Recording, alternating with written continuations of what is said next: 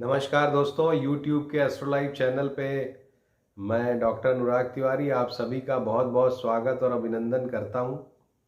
अपने इस नए माइक्रोफोन सेट के साथ जो इस 150th एपिसोड पे मेरे बेटे ने मंगा के मुझे गिफ्ट किया है, तो इस नए सेट के साथ मैं आप सभी का बहुत बहुत स्वागत और अभिनंदन करता हूं। दोस्तों, आज हम मीन राशि के बारे में बात करेंगे कि मीन राशि के जातक किस तरह के होते हैं, कैसा उनका स्वभाव होता है और वर्ष 2021 कैसा उनके लिए जाने वाला है, इसकी बात करेंगे। तो वो सभी लोग जिनकी मीन लग्न है या जिनकी मीन राशि है या जिनके जो प्रचलित नाम द से या थ से या च से आते हैं, चा और ची से, तो वो सभी लोग भी इस मीन राशि के अंतर्गत आते हैं और वो भी ध्यान से हमारा ये एपिसोड देखें, अंत तक देखें। अभी तक आपने यदि हमारे चैनल को सब्सक्राइब नहीं किया है तो और विलंब न करते हुए तुरंत इसे सब्सक्राइब करें और बेल आइकॉन को भी पुश करें। दोस्तों, आइए जानते हैं कि मीन राशि के लोग, मीन लग्न के लोग किस तरह के होते हैं। सबसे पहली बात इस लग्न और राशि के जातकों की ये होती है कि जैसा इसका जो चिन्ह है, दो मछलियां हैं, एक ऊपर की ओर मुख किए हुए हैं और एक नीचे की तरफ मुख किए हुए हैं। तो दोस्तों, मीन राशि के जातक जो हैं वो पल में बहुत कॉन्फिडेंस में आ जाते हैं, क्योंकि जैसा ऊपर की तरफ चेहरा है और पल में बहुत नीचे की तरफ कॉन्फिडेंस में चले जाते हैं। इस तरह का इनका स्वभाव होता है। कुल मिला के जीवन के उतार चढ़ाव के प्रति बहुत ज़्यादा ये इनके अंदर धीरता, गंभीरता और कॉन्फिडेंस नहीं होता। थोड़े से विपरीत परिस्थितियों में जल्दी ये राशि घबरा जाती है, थोड़ी अच्छी परिस्थितियों में बहुत जल्दी खुश हो जाती है। तो ये इसका मीन का जो चिन्ह है उसका मतलब है कि अगर थोड़ा अच्छा माहौल मिला, अच्छी चीज़ें हैं, पॉजिटिविटी है, तो बहुत ज़्यादा ये खुश हो जाती है और बहुत बार आत्म प्रवंचना भी करती है। और यदि थोड़ा सा नेगेटिविटी आ जाए तो ये बहुत जल्दी घबरा भी जाती है। तो ये मीन राशि के जातकों का प्रमुख गुणों में से एक है। दूसरा इनका गुण ये होता है दोस्तों कि जैसे मछली का जो स्वभाव होता है कि अगर पानी के सरफेस पे कुछ टर्बुलेंस हो, कुछ उठापटक हो, कुछ गतिविधि हो, तो वो नीचे चली जाती हैं, उससे दूर हट जाती हैं। उसी तरह इस राशि के जातकों का भी स्वभाव होता है। यदि जीवन में कुछ उठापटक है तो उससे ये दूर चले जाते हैं, उसमें ज़्यादा इन्वॉल्व नहीं होते, उसको इग्नोर करना चाहते हैं। तो ये इनका एक अच्छा स्वभाव है, क्योंकि आज जो इग्नोर कर रहा है वो ज़्यादा सुखी है और ignorance is the best medicine. तो उस दृष्टिकोण से मीन राशि के जातक इग्नोर करके अच्छा ही करते हैं, अपने मन को शांत रख पाते हैं। दोस्तों, इस राशि के जातक खुशमिजाज होते हैं, मिलनसार होते हैं, बहुत सारे इनके मित्र होते हैं, बहुत गेस्ट को अच्छे से वेलकम करने वाले होते हैं। दिखने में इस राशि के जातक सुंदर होते हैं, चंचल चपल होते हैं और उनकी दंत पंक्ति जो होती है वो छोटे छोटे दांत वाले सुंदर व्यक्तित्व वाले होते हैं। घुंघराले से इनके बाल होते हैं और मध्यम कद होता है। नॉर्मली इस स्ट्रेचर के पाए जाते हैं मीन लग्न के जातक। इसमें कुछ अल्ट्रेशन भी हो सकता है यदि ग्रहों का प्रभाव हो, जैसे कि शनि अगर लग्न में बैठ जाए तो शनि जो है कद को लंबा कर देते हैं। तो इस तरह से ग्रहों के प्रभावों की वजह से परिवर्तन भी आ सकते हैं, लेकिन बेसिकली यही इनका स्वभाव होता है। खुशमिजाज होते हैं, धार्मिक आस्तिक भी होते हैं ये जातक और सभी का सुख बांटना चाहते हैं। कोई इनकी बुराई भी करे तो भी ये उसके प्रति उपकार की भावना ही रखते हैं। दिल के ये जातक अच्छे होते हैं। तो दोस्तों, ये मीन राशि चक्र की 12वीं राशि है। सभी राशि के गुणों का समावेश लिए हुए रहती है और मोक्ष की तरफ बढ़ती हुई राशि है। इसलिए दिल में ज़्यादा इस राशि के लोग नहीं रखते हैं और चीज़ों को, जैसा मैंने कहा, इग्नोर भी करना चाहते हैं और जानते भी हैं और मन में सभी के लिए स्नेह और प्रेम वात्सल्य रखने का प्रयास करते हैं। संयुक्त परिवार में रहना पसंद करते हैं और सबका ध्यान रखना पसंद करते हैं। ये इस राशि के जातकों का बेसिक दोस्तों गुण होता है। यदि राहु और केतु से एफ्लिक्शन नहीं हो तो जो मैंने गुण बताए उसी तरह के गुण मीन राशि के जातकों के पाए जाते हैं। स्थान की अगर बात करें तो समुद्र के किनारे या जल से संबंधित जो जगहें हैं उनको ये राशि रिप्रेजेंट करती है। और साथ ही व्यवसाय की यदि बात करें तो जल से संबंधित जो चीज़ें हैं उनका व्यवसाय, जैसे मोती और इसी तरह के जो भी चीज़ें जल से उत्पन्न होती, मूंगा मोती आदि ये चीज़ें, या जल से संबंधित जो नॉर्मल व्यवसाय हैं जैसे जल परिवहन हो गया या नेवी की नौकरी हो गई, इस तरह से जल से संबंधित व्यवसाय भी ये करते हैं। इसके अलावा लेखक और इतिहासकार आदि भी ये इस राशि के लोग पाए जाते हैं, वैज्ञानिक भी पाए जाते हैं, और साथ ही केमिकल और मेडिसिन से संबंधित भी इस राशि के जो जातक जो हैं दोस्तों पाए जाते हैं। तो ये सभी क्षेत्र जो हैं, विशेष करके यदि कहीं ना कहीं जल का योगदान हो तो इस राशि के जातकों को वो व्यवसाय ज़्यादा सूट करता है।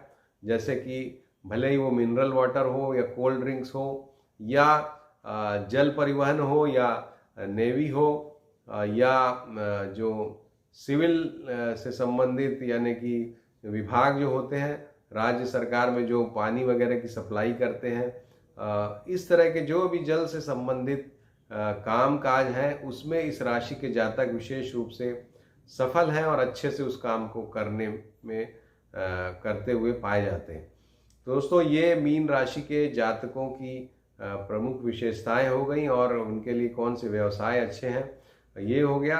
विशेष रूप से काफ़ी वैज्ञानिक सोच वाले ये होते हैं, मॉडर्न सोच वाले भी होते हैं और इसके अलावा आस्तिक भी होते हैं। तो एक अच्छा मिला जुला सा कॉम्बिनेशन होता है इस राशि के जातकों का। और यदि ग्रहों की स्थिति सामान्य सी ठीक ठाक है तो इस राशि के जातक काफ़ी सुखी पाए जाते हैं और एक अच्छी राशि ये है। वैसे तो सभी राशियां अच्छी हैं, लेकिन मीन राशि के जातक स्वभाव से या जीवन में सफलता के मापदंडों से देखा जाए तो काफ़ी सफल पाए जाते हैं दोस्तों, और काफ़ी लोगों से इनका मेल जोल और पॉपुलर भी काफ़ी ये इस राशि के जातक पाए जाते हैं। दोस्तों, ये हुई मीन राशि के गुणधर्म की बात। अब आइए चलते हैं कि 2021 का वर्ष कैसा इनके लिए जाने वाला है।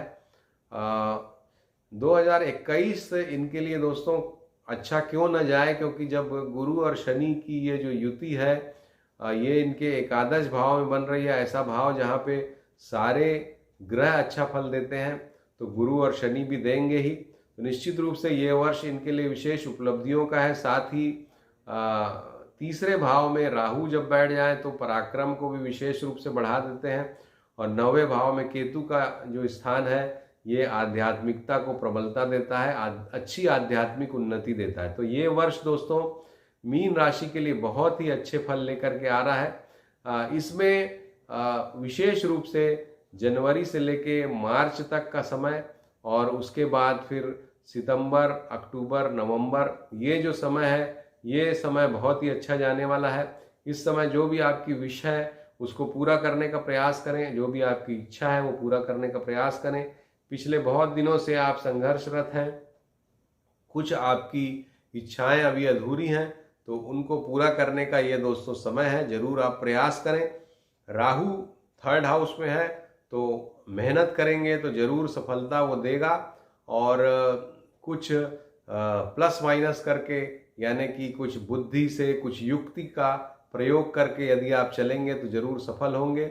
सीधे सीधे रास्ते से हो सकता है कि सफलता कम मिले, क्योंकि युक्ति सिखाते हैं राहु 3रे भाव में, तो युक्तिपूर्ण परिश्रम आपको करना होगा तभी आपको सफलता मिलेगी। और अप्रैल से दोस्तों गुरु का जो संचरण है वो 12वें भाव में होगा, और 12वें भाव में जब गुरु जाएंगे तो खर्चे की परिस्थितियों का निर्माण कर सकते हैं। इसके अलावा मामले मुकदमे की भी परिस्थितियां बना सकते हैं। तो अप्रैल से आपको थोड़ा सा अलर्ट रहना चाहिए। हालांकि आपका मन जो है ज़्यादा खर्च करने में रमेगा, आप मौज मस्ती करने की प्रवृत्ति बढ़ेगी अप्रैल से आपके अंदर, और चूंकि सब चीज़ें अब मार्च तक बहुत अच्छी रहेंगी तो आप थोड़ा एक्स्ट्रावेजेंट हो जाएंगे, खर्च ज़्यादा करेंगे, और इसी कारण से कुछ ऐसी चीज़ों का भी, ऐसी बातें भी हो सकती हैं जो आपको सामाजिक रूप से भी परेशानी डाल दें, परेशानी में, या किसी तरह के मामले मुकदमे में फंसा दें। तो जिन जातकों की कुंडलियों में दशाएं ठीक नहीं चल रही या उनकी जो कुंडली है वो खराब ग्रहों से दूषित है, अगर 12वां भाव उनकी कुंडली में दूषित है, तो उनको जरूर इस समय मामले मुकदमे की परेशानी का सामना करना पड़ सकता है। सभी के लिए ये बात नहीं है। जिनकी कुंडली में खराब योग हैं, दोष हैं, उनको जरूर इस समय में मामले मुकदमे की परिस्थितियों का सामना करना पड़ सकता है। या जिनके कुंभ राशि में राहु बैठे हुए हैं मूल कुंडली में, वो उनके लिए भी इस तरह की परिस्थितियों का निर्माण कुछ ना कुछ हो सकता है। तो ये इस विषय में सावधानी रखें। शनि देव जो है वो मई के प्रारंभ से वक्री हो जाएंगे और अक्टूबर तक वक्री रहेंगे। तो ये जो शनि का वक्री होना है ये भी आपके लिए कुछ काम काज में, चलते हुए काम काज में रुकावट पैदा कर सकता है मई से लेकर अक्टूबर तक। तो दोस्तों अगर देखा जाए तो इस वर्ष विशेष रूप से अप्रैल के आते तक और उसके बाद फिर अक्टूबर का महीना आधा, यानी कि 15 अक्टूबर से 30-31 अक्टूबर, उसके बाद फिर नवंबर पूरा, ये जो समय है ये काफ़ी अच्छा है आपके लिए। इस समय आपको अच्छी प्राप्तियों का प्रयास करना चाहिए। जो विवाह योग्य है उनको विवाह के लिए प्रयास करना चाहिए, जरूर विवाह की परिस्थितियां बनेंगी। इसके अलावा जो नौकरी पेशा नहीं है, नौकरी पाना चाहते हैं, उनको इस समय जरूर नौकरी मिल सकती है। नौकरी में जो लोग हैं अपनी इच्छित जगह में ट्रांसफ़र, पदोन्नति, प्रमोशन चाहते हैं, उनके लिए भी ये टाइम बेस्ट है। फिर से नोट कर लें, जनवरी से लेके 6 अप्रैल तक का समय और उसके बाद सितंबर मध्य से लगभग नवंबर अंत तक का जो समय है, ये समय दोस्तों आपके लिए सभी तरह की प्राप्तियां कराने में सक्षम समय रहेगा। तो इसका पूरा सदुपयोग करें। इस वर्ष आपको निश्चित रूप से पद प्रतिष्ठा, प्रमोशन, हर तरह की प्राप्ति होगी। व्यापार में भी खूब अच्छी बढ़ोतरी होगी और हर तरह से ये वर्ष आपके लिए बहुत ही शुभ फल लेकर के दोस्तों आ रहा है। दिसंबर से फिर जब गुरु आपके 12वें भाव में चले जाएंगे तो आपको बंधन योग का निर्माण हो जाएगा। और बंधन योग का मतलब ये होता है कि ऐसी परिस्थितियां जिनमें आप जाना नहीं चाहते लेकिन फिर भी आपको रहना पड़े, तो ये लगभग 1 वर्ष तक, दिसंबर से 1 वर्ष तक की इन परिस्थितियों का निर्माण होगा। तो उस समय अगर कोई आप ट्रांसफ़र वगैरह नौकरी में लेते हैं तो बहुत सोच समझ के लीजिएगा, क्योंकि गलत जगह पे ट्रांसफ़र हो सकता है। अप्रैल से लेके सितंबर अक्टूबर तक का जो समय दोस्तों, उस समय गुरु अतिचारी रहेंगे। और अतिचारी गुरु जो कि आपकी राशि के स्वामी हैं, वो ये बता रहे हैं कि आपके अंदर भी थोड़ी उच्छृंखलता की भावना आ सकती है। तो फिर से मैं आपको आगाह करना चाहता हूँ कि अच्छा समय हो तो अपने कदम जो है, अपनी जो जमीन पे अपने कदम बनाए रखें और बहुत ज़्यादा अति उत्साह में गलत कुछ आपके हाथ से न हो जाए, इस चीज़ के प्रति विशेष रूप से सतर्क रहें। अदरवाइज ये वर्ष आपको सब कुछ वो जो आप पाना चाहते हैं वो दे करके जाएगा और यादगार वर्ष आपके लिए रहेगा। आप याद करेंगे कि उस साल मैंने जो विशेष की थी वो पूरी हुई। और निश्चित रूप से यदि इस तरह का आपके साथ होता है, जो कि हमें पूरा विश्वास है कि होगा, तो जरूर ईश्वर के प्रति आप धन्यवाद ज्ञापित कीजिएगा लगातार। चूँकि गुरु आपकी राशि के स्वामी हैं और गुरु धार्मिकता के कारक हैं, तो ईश्वर की शरण में हमेशा रहिए। पूजा पाठ, अपना जो आध्यात्मिक रास्ता है अगर, तो उसको जरूर चलाते रहिए। अदरवाइज भी जैसा कि आप लोगों के साथ जुड़ते हैं, उनका भला करना चाहते हैं, उनका दिल नहीं दुखाना चाहते, उन्हें प्रेम से रखना चाहते हैं, वो अपना व्यवहार बनाए रखिए। घमंड की स्थिति न बन जाए कि आपका चीज़ें तो थोड़ी ठीक हों लेकिन आपकी जो छवि है वो खराब हो जाए। तो इन सभी चीज़ों का दोस्तों आशा है आप ध्यान रखेंगे। दोस्तों परिवार के मामले में ये वर्ष थोड़ा संघर्षपूर्ण रहेगा, क्योंकि मंगल आपके परिवार भाव के स्वामी बनते हैं और मंगल आपके लिए 14 अप्रैल से मिथुन राशि में जब जाएंगे तो वो थोड़े नेगेटिव हो जाएंगे चौथे भाव में, और 14 अप्रैल से 2 जून ये समय थोड़ा खराब रहेगा। 2 जून से वो कर्क में चले जाएंगे तो पुनः नीच के हो जाएंगे, तो थोड़ी परिस्थितियां उस समय भी डामाडोल ही रहेंगी 20 जून से 20 जुलाई तक। तो कुल मिला के 14 अप्रैल से 20 जुलाई तक का समय परिवार के मामले में उतना अच्छा नहीं है।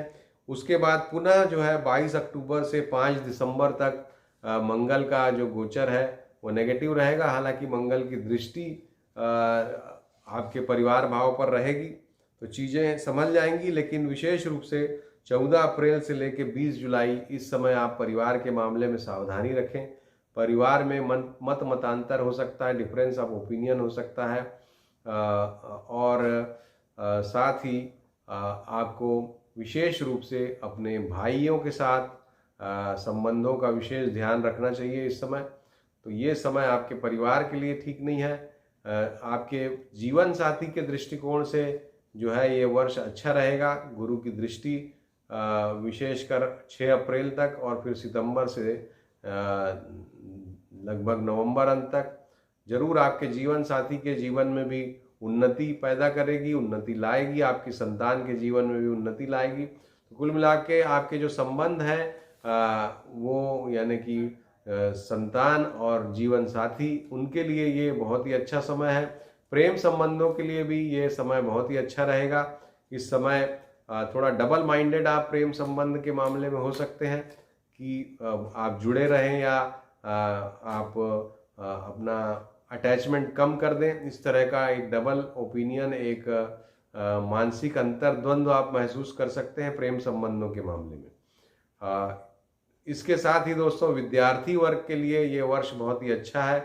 विद्यार्थी वर्ग को इस वर्ष जरूर बहुत अच्छी और बड़ी सफलता हाथ लग सकती है। जैसा मैंने शुरू में ही बताया, जो नौकरी जिनके पास नहीं है उनको जरूर ये वर्ष नौकरी दिला सकता है।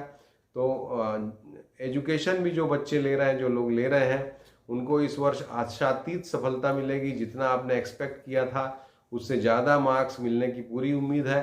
तो आप जरूर करते रहें, अच्छे से पढ़ाई करें, और अगर किसी भी तरह की बाधाजनक योग बनते हैं पढ़ाई में तो शनि की शांति के उपाय करें। जैसे कि शनिदेव को तेल का उनका अभिषेक करना तेल से, या पीपल के पेड़ के नीचे दिया जलाना, या शनि के शांति मंत्रों का जप करना। इस तरह के जो शनि शांति के उपाय हैं वो जरूर आप करें तो पढ़ाई में और भी ज़्यादा अच्छी सफलता मिलेगी आपको।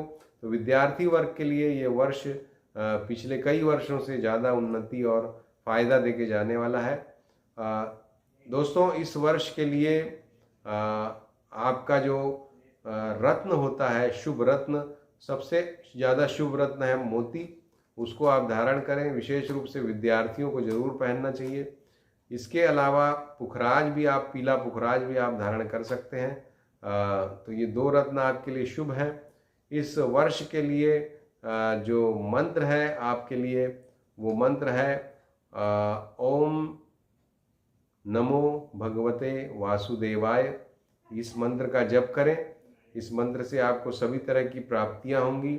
और इस वर्ष के लिए जो आपको विशेष बात का ध्यान रखना है वो ये रखना है कि परिवार के मामले में आपको अलर्ट रहना है। इस वर्ष विशेष रूप से जो समय हमने बताया उस समय पे परिवार में कोई विच्छेद ना हो, क्योंकि आप परिवार पे ज़्यादा ध्यान देने वाले व्यक्ति हैं। और निश्चित रूप से अगर परिवार में कुछ विघटनकारी चीज़ें होंगी तो आपको तकलीफ होगी।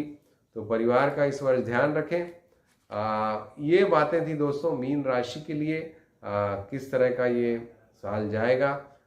थोड़ा सा लेट हमारा ये एपिसोड हो गया, उसके लिए मैं क्षमा प्रार्थी हूँ। मेरा स्वास्थ्य कुछ ठीक नहीं चल रहा था और जिसकी वजह से मैं एपिसोड नहीं बना पाया।